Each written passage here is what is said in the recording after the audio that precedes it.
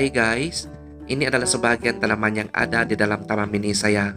Dan baru-baru ini, saya telah membuat semburan racun kulat ke atas daun-daun tanaman yang ada di dalam taman mini saya.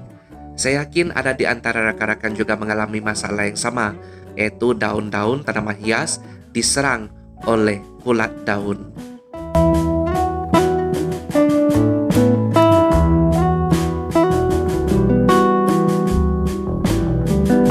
Seperti yang rekan-rekan dapat lihat sekarang, daun monstera saya ini telah diserang oleh kulat daun.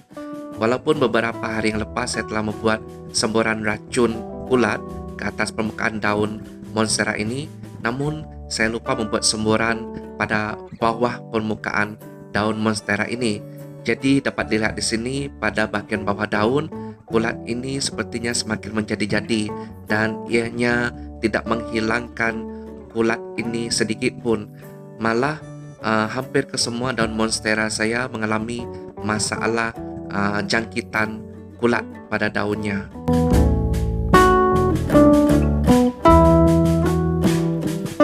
Selain membuat semburan racun kulat pada daun monstera saya juga membuat semburan ke atas daun-daun tanamannya lain seperti philodendron saya ini.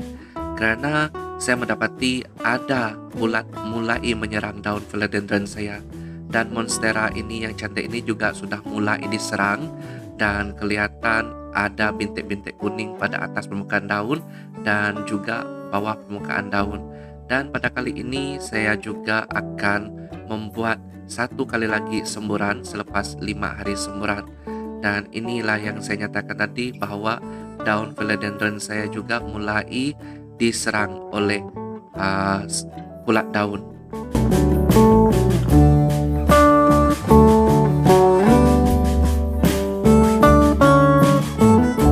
Oke rekan-rekan, jadi ini adalah monstera biasa saja, sudah tidak berdaun, sudah saya bogelkan karena akibat terlampau sayang akan daunnya telah menyebabkan daun monstera itu diserang oleh kulat daun dan menyebabkan penyebaran kulat daun berpunca daripada monstera itu.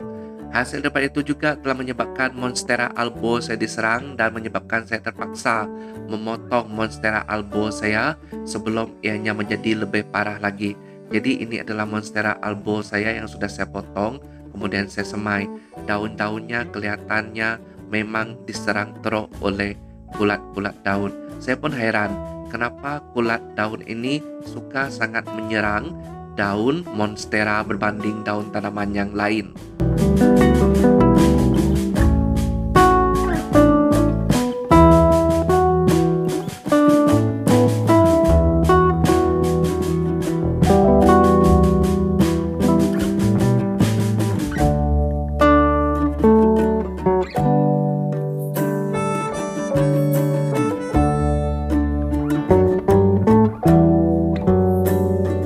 Selepas 5 hari semburan racun kulat pada daun tanaman yang ada di dalam taman mini saya ini, pada kali ini sekali lagi saya akan membuat semburan racun kulat pada daun tanaman yang ada di dalam taman saya ini.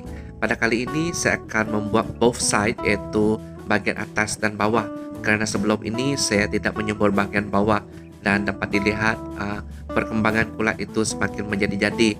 Namun pada daun-daun tanaman yang lain ianya seperti dapat dibentras. Jadi kepada rakan-rakan, sekiranya Anda ingin membuat semburan racun kulat terhadap tanaman Anda boleh menggunakan antrakol. Sekiranya ianya tidak begitu serius, Anda tidak perlu membuat semburan. Anda cuma perlu sapu antrakol tersebut pada daun-daun yang diserang oleh kulat.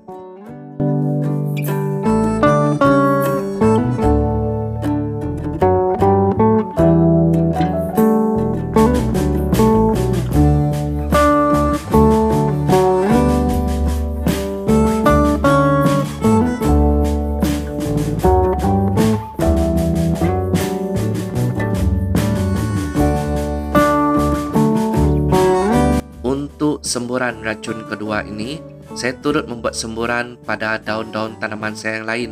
Ini karena saya khawatir spora-spora yang sudah matang sudah berterbangan dan hinggap pada daun-daun tanaman yang lain. Jadi semoga semburan ini boleh menghindari spora-spora tersebut untuk merebak dan merosakkan daun-daun tanaman saya yang lain. Jadi kepada Anda, sekiranya Anda mendapati bahawa ada kulat daun yang mulai menyerang daun tanaman Anda, seeloknya mungkin boleh dipotongkan sahaja ataupun boleh disapu dengan antrakol supaya ianya mati dan tidak merebak pada tanaman yang lain.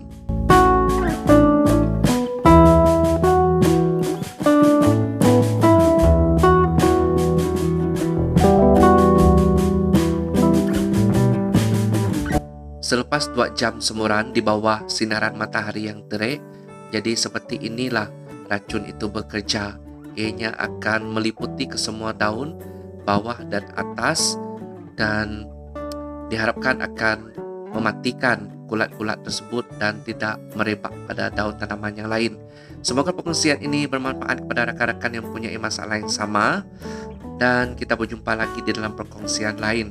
Jangan lupa like, subscribe, dan share. Thank you.